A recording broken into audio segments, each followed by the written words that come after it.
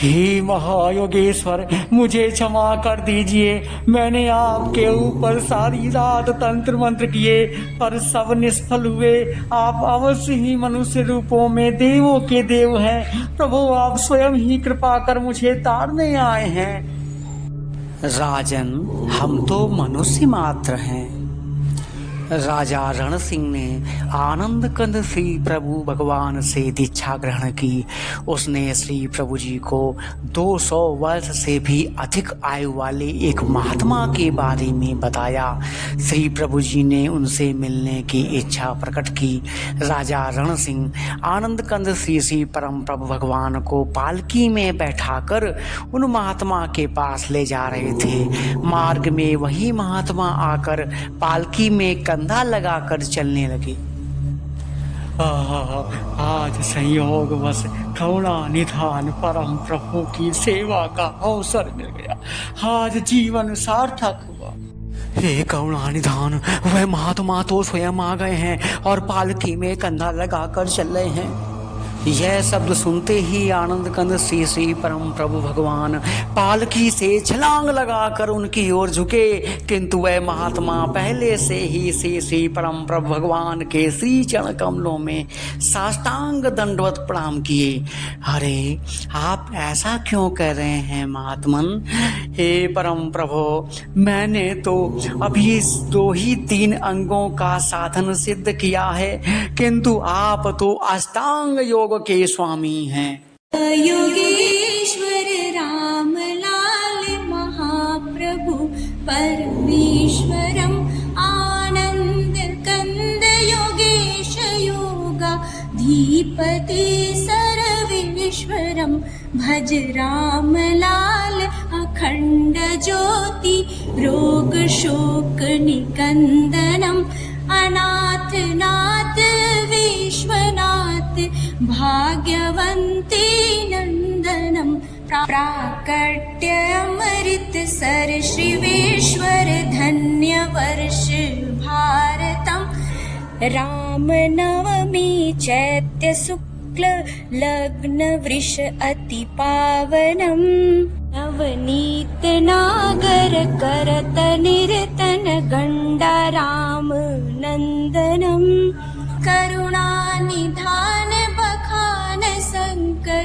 शीश मुनि मनरंजनम दीप 7 खंड 9 14 भुवन विश्वंभरम योग्र प्रवर्तक भक्त वत्सल योग ऋषि व्याघ्रंबरम व्यास वशिष्ठ कपिल पतंजलि महावतार मत्स्येंद्रम आनंद कंद चंद्रमोहन निज स्वरूप नागेंद्र ज्येष्ठ श्रेष्ठ श्री मुल्क राज गोपाल नंद प्रिय भक्त जन हरि राम नरसिंह कृष्णानंद श्याम लाल सोहमम सवाई नाथ दयालु पूर्ण करुणामय करुणाकरम लाली सुफला सलमा रामा राम रति भवतारकम भव भव्य भावम भय विनाशम सकल सुख प्रभंजनम हृदय अमित निवास गुरु प्रभु सकल दोष विभंजनम श्री सिद्ध गुहा धाम पावन योगेश्वर की है मही कलिमल हरण श्री चरण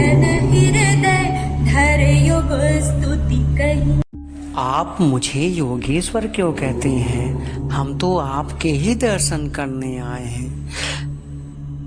आप तो अंतर्यामी हैं, अपने को छिपाते हुए इस प्रकार लीला विग्रह धारण किए हुए हैं। अब आपको नेपाल जाने पर गुंजेश्वरी देवी मंदिर से 8-10 मील आगे महाप्रभु श्री श्री सदाशिव भगवान स्वयं दर्शन देने पधारेंगे। 2-3 दिन महात्मा की कुटिया पर रहने के बाद श्री प्रभु जी ने नेपाल जाने की इच्छा प्रकट की। स्वामी जी, यदि आपकी आज्ञा हो तो मैं अब नेपाल की ओर प्रस्थान करूं। जैसी आपकी इच्छा प्रभु, किंतु दास पर सदा अपनी कृपा दृष्टि बनाए रखिएगा। प्रभु, नेपाल का राजा मेरा भाई लगता है, आप मेरा यह पत्र उसको दे दीजिएगा, वह आपके ठहरने का प्रबंध कर देगा। एक पत्र मैंने डाक द्वारा भी भेज दिया है। ब्रह्मचारी मुखराम राजा से बोले, लाइए महाराज, यह पत्र मुझे दे दीजिए। श्री प्रभु जी अपने भक्तगणों ब्रह्मचारी मुखराम, ब्रह्मचारी कृष्णानंद आदि सहित नेपाल पहुँचे तो वहाँ बहुत सारे लोग किसी के स्वागत की तैयारियां कर रहे थे। ब्रह्मचारी मुखराम ने आगे बढ़कर पूछा कि भाई, रास्ते क्यों बंद हैं? यहाँ पर नेपाल के राजगुरु आने वाले हैं, उनके आने तक यात्रियों के लिए रास्ता बंद है। वे राजगुरु कौन हैं और कहाँ से आएंगे? हमारे राजा साहब के भाई राजा रण सिंह आसाम में रहते हैं, उनके परम पूज्य श्री गुरुदेव भगवान यहाँ आने वाले हैं, उन्हीं के स्वागत की तैयारियां चल रही हैं। जिनके स्वागत की आप लोग तैयारियां कर रहे हैं वे आपके सामने खड़े हैं। ये देखिए, राजा रण सिंह का पत्र भी हमारे पास है। जैसे ही नेपाल के राजा को आनंद कंद श्री श्री परम प्रभु भगवान के शुभागमन की सूचना मिली तो पालकी में बैठाकर राजमहल ले आए और खूब आदर सत्कार किया। महायोगेश्वर की महागाथा भाग 23 में हम देखेंगे कि आनंद कंद श्री श्री परम प्रभु भगवान योगिराज हरिहरानंद जी महाराज को सीसागिरी की पहाड़ी पर तत्व विजयी बनाकर समाधिस्थ करके आगे की ओर प्रस्थान करते हैं। जय श्री प्रभु जी की।